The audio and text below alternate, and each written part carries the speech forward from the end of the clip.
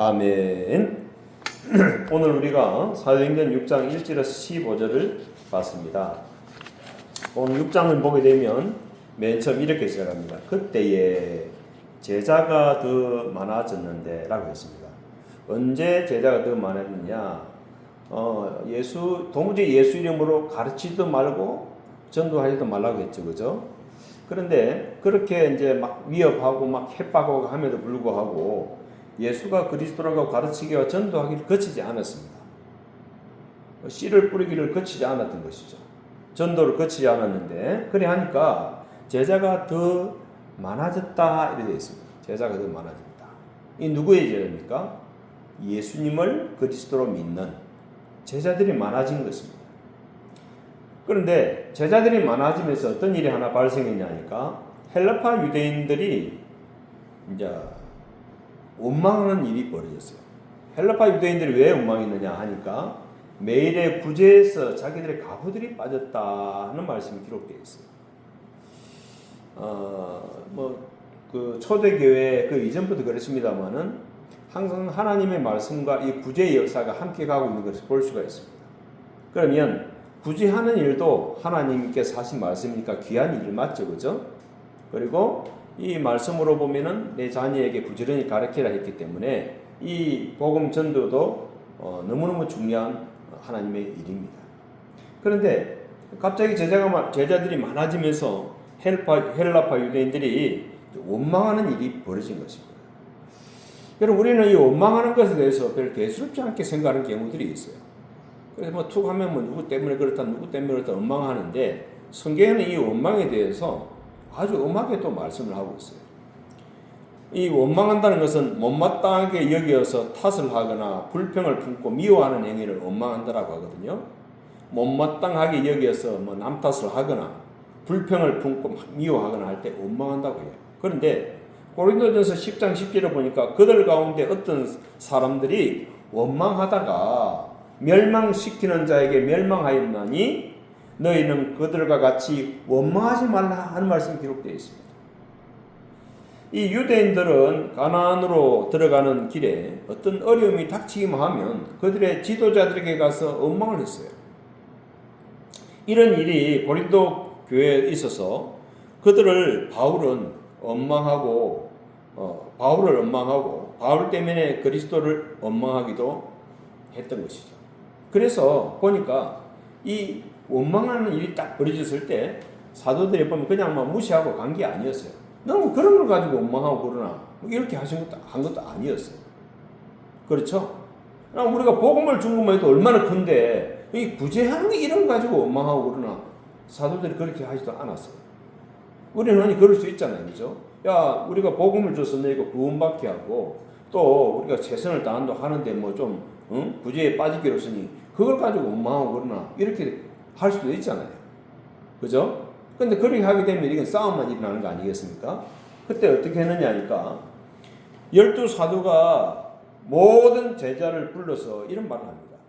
우리가 하나님의 말씀을 제쳐놓고 접대를 일삼는 것이 마땅하지 아니하니라고 했습니다.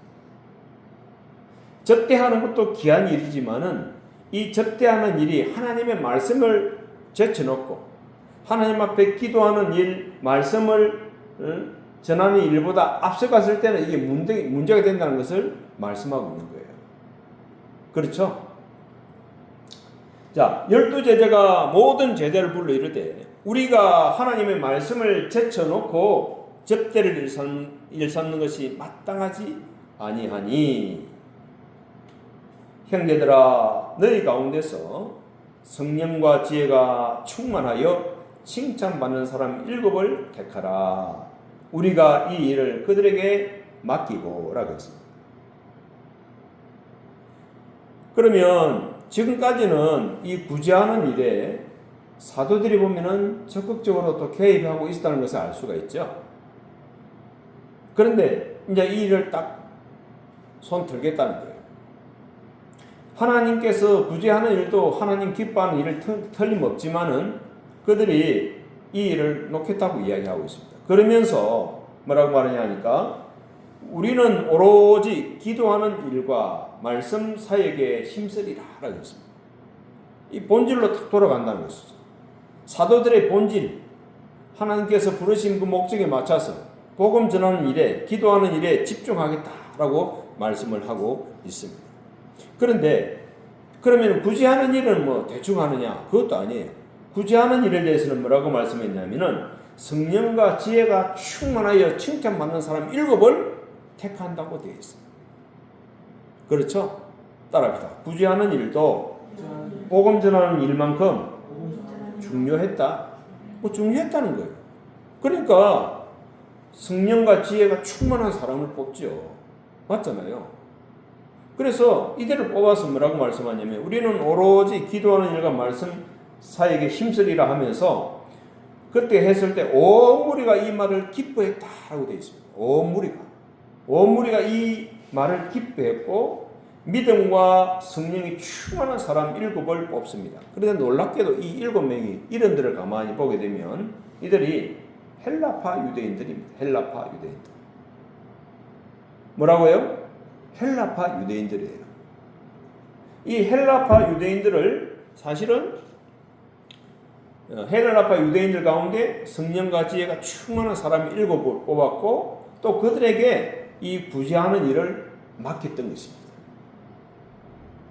우리가 흔히 그럴 수 있잖아요. 저 헬라파 유대인들이 막 원망하고 불평하는데 성경에 원망하는 것은 이거 멸망하는 죄라고 하는데 저 헬라파 인간들 저것들은 지도하고 세우면 안 돼. 이럴 수도 있잖아요. 말은 그리 하지 않더라도 속으로 그렇게 할 수도 있잖아요. 그런데 어때요? 원망하는 그 헬라파 유대인들 가운데서 성령과 말씀과 성령이 충만한 사람들을 뽑아서 일꾼으로 세운 것입니다. 성령과 지혜가 충만한 사람들을 뽑아가지고 일꾼으로 세우는 것을 볼 수가 있습니다. 역사상 보게 되어지면 대통령들 가운데 자기하고 정적이었는데 자기가 대통령이 되고 나서 그 정적들을 가장 적재적소의 일자리에 보면 장관으로 막 세운 경우들이 있습니다. 그렇죠? 똑같은 거예요. 옛날에 보면은 그 미국의 16대 대통령 링컨 같은 경우도 그런 일화가 있거든요. 그 일을 하는데 저 사람이 적임자야. 저 사람은 정치적인 부분은 나하고 맞지 않을지 몰라도 이 일에 있어서는 적임자야. 그 사람을 딱 세우는 것입니다. 그렇죠? 세운 것이죠. 그리고 사도들 앞에 세우니 사도들이 기도하고 그들에게 안수했다라고 되어 있습니다. 그때 어떤 결과가 나오느냐? 하나님의 말씀이 점점 왕성하여 라고 되어 있습니다. 하나님의 말씀이 점점 왕성하여 예루살렘에 있는 제자의 수가 더 힘이 많아지고 허다한 제사장의 무리도 이 도에 복종하니라. 제사장의 무리들도 이제 예수가 하나님의 아들 그리스도라고 믿고 이 초대교회 안으로 들어오기 시작했다는 것입니다. 그렇죠? 이런 일이 벌어졌어요. 자, 우리가 1절에서 7절까지 내용을 볼 때 이 사도행전은요 성령께서 임하시고 나서 일어난 일들입니다. 성령께서 역사하시고 성령께서 그들과 함께 하시면서 역사하기 시작하는데 아무 문제가 없었어요. 문제들은 여전히 일어났어요. 일어났죠, 그죠? 성령이 임하기 전부터 있었던 문제들이 이제 드러나기 시작한 것입니다. 우리도 그렇잖아요. 우리가 성경을 모를 때는 모르지만 성경을 읽기 시작하고 말씀을 듣기 시작하면 내 속에 그렇지 못한 모습들이 보이기 시작하잖아. 나 이거 안 되는데. 그렇죠? 나 이거 어려워. 나도 이런 죄를 지었던 적이 있었네. 나도 원망했던 적이 있었네. 나도 불평했던 적이 있었네. 나도 감사하지 못했던 적이 있었네. 나도 남 탓할 때가 있었네. 보여요, 안 보여요? 보이잖아요. 자, 어쨌든 성령께서 딱 임하시고 나니까 이 복음 전파도 되어지면서 실상은 그 반대 급부들도 많이 일어나는 것을 볼 수가 있습니다. 성령의 인도를 받아가면 아무 문제가 없을 거야. 전혀 그렇지 않습니다.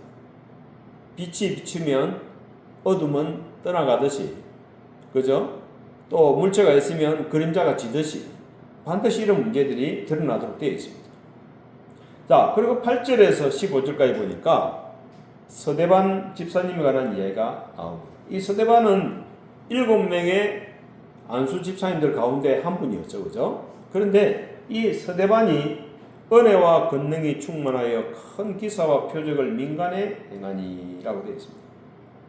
이 스데반 집사님은 구제하는 일에 보면은 집중적으로 하라고 뽑았는데 그 구제하는 사람들을 뽑을 때 성령과 지혜가 충만한 사람을 뽑았잖아요. 그런데 성령과 지혜가 충만한 사람을 뽑았더니 어떤 일이 벌어지냐? 이 사람들이 그럼 구제만 했을까요? 아니요. 예수가 하나님 아들 그리스도를 전하기 시작했어요. 그렇죠? 그러다 보면 사도들과 큰 차이가 없어요. 또. 자, 스데반이 은혜와 권능이 충만하여 큰 기사와 표적을 민간에 행하니 이른바 자유민들, 즉 구레네인, 알렉산드리아인, 길리기아인, 아시아에서 온 사람들에 해당해서 어떤 자들이 일어나 스데반과 더불어 논쟁할세라고 되어 있습니다. 논쟁할세. 스데반이 지혜와 성령으로 말함을 그들이 능히 당하지 못하여 사람들을 매수하여 말하게 하되 이 사람이 모세와 하나님을 모독하는 말을 하는 것을 우리가 들었노라 하게 하고. 자, 사람들을 매수해서 참말을 했을까요? 거짓말을 했을까요? 거짓말했죠. 그죠? 거짓말을 한 겁니다. 사람들을 매수해서 말하게 했는데 스데반이라는 사람 또 함께하는 사람들이 모세와 하나님을 모독하는 말을 하는 것을 우리가 들었노라 하게 했다는 것입니다. 그리고 백성과 장로와 서기관들을 충동시켜라고 했어요. 백성을 충동시키고 장로들을 충동시키고 서기관들을 충동시켰다는 것입니다. 충동시켜 와서 잡아가지고 공회에 이르러 거짓 증인들을 세우니 또 거짓말하는 증인들을 또 세웠다는 거예요. 초대교회 때 그런 일이 있었구나. 여러분 요즘에도 우리가 보고 있는 방송들 가운데 이런 거짓말하는 방송들이 굉장히 많습니다. 유튜브에도 많고 인스타에도 많고 그렇죠? 네이버 TV에도 많고 많습니다. 자, 충동시켜 와서 잡아가지고 공회에 이르러 거짓 증인들을 세우니라고 했어요. 거짓 증인들을 세웠다는 거예요. 거짓 증인들을 세우니 이르되 이 사람이 이 거룩한 것과 율법을 거스려 말하길 맞지 아니하는도다. 그의 말에 이 나사렛 예수가 이것을 헐고 또 모세가 우리에게 전하여 준 규례를 고치겠다 하면 우리가 들었노라 하거늘 공회 중에 앉은 사람들이 다 스데반을 주목하여 보니 그 얼굴이 천사의 얼굴과 같더라. 여러분 여기 보세요. 14절에 보니까 그의 말에라고 했어요. 그의 말에 이 나사렛 예수가 이것을 헐고 라고 했어요. 이것은 어디를 말할까요? 보이는 성전. 그렇죠? 그 성전을 헐고 모세가 우리에게 전하여 준 규례를 고치겠다 함을 우리가 들었노라 하거늘. 여러분 이 사람들이 이런 말을 할 때는 아무 근거 없는 말을 하는 건 아닙니다. 왜냐하면 예수님께서 너희가 이 성전을 헐라 내가 사흘 안에 일으키겠다 하는 말씀 하셨어요, 안 하셨어요? 예수는 자기 육체를 가리켜 한 말이었어요. 그렇죠? 흔히 이렇게 거짓말을 하는 사람들이 처음부터 끝까지 다 거짓말을 하는 경우도 있지만은 그렇지 않은 경우도 있어요. 절반 정도는 진짜고 절반 정도는 가짜고 그런 경우가 있습니다. 그럼 절반 정도는 진짜인데 절반 정도 가짜다고 할 때 이게 진짜가 될 수 있을까요? 진짜 될 수 없겠죠. 예를 들어서 우리가 석유 같은 경우도 보면 가짜 석유 만들 때 뭐가 많이 들어가는지 아십니까? 진짜 석유가 많이 들어가요. 이해가 가요? 우리가 흔히 기름을 싸게 판다 이래가지고 잡아보니까 가짜 석유다 할 때 거기도 보면은 거기에 뭘 타기는 타죠. 진짜 석유가 많이 들어가는 거예요. 그러면 지금 이 사람들이 이런 거짓 증인들을 세워서 말을 할 때 예수님께서 전혀 하지 않은 말, 또 스데반이 전혀 하지 않은 말을 가지고 하는 게 아니에요. 그 말들을 가지고 교묘하게 꼬는 것입니다. 거짓말을 만드는 거예요. 왜냐하면 예수님께서도 분명히 그 말씀 하신 적이 있잖아요. 너희가 이 성전을 헐라. 그럼 내가 사흘 만에 일으키겠다는 말씀하신 적 있죠? 근데 주님께서 그 말씀하실 때는 자기 육체를 가리켜서 하는 말씀이라고 요한복음에 간주가 달려 있어요. 그렇죠? 그런 거예요. 그런데 공회 중에 앉은 사람들이 다 스데반을 주목하여 보니 그 얼굴이 천사의 얼굴과 같더라. 여러분 생각해 보세요. 사람들을 매수해서 보면은 거짓 증인들을 세우고 거짓말을 하는데 그 말을 들으면서 화가 머리 끝까지 났다 이러면은 쉽게 이해가 되겠는데 성경에 보니까 스데반을 주목해 봤을 때 그 얼굴이 뭐가 같았다? 천사의 얼굴 같았다. 이게 무슨 차이예요? 성령과 지혜가 충만하니까 이렇게 나오는 겁니다.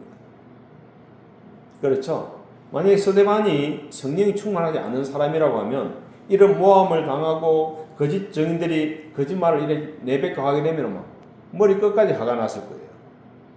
근데 스데반 집사님은 어때요? 그 얼굴이 천사의 얼굴과 같았다라고 이렇게 기록되어 있습니다. 그래 우리가 우리 자신을 돌아볼 필요가 있죠. 우리가 뭐 학교 생활을 하든 직장 생활을 하든 누구를 만나든 간에 뭘 하는데 막 내가 분노가 막 머리 끝까지 치솟는다라고 할 때 아 이거 내가 성령 충만한 건지 그렇지 않으면 내가 세상의 영으로 충만한 건지 그렇죠? 자기를 돌아봐야 됩니다. 자, 그 다음 이제 사도행전 7장에 보면은 스데반의 설교가 나와 있습니다. 이 스데반 집사님의 설교를 오늘 한번 또 살펴보겠습니다.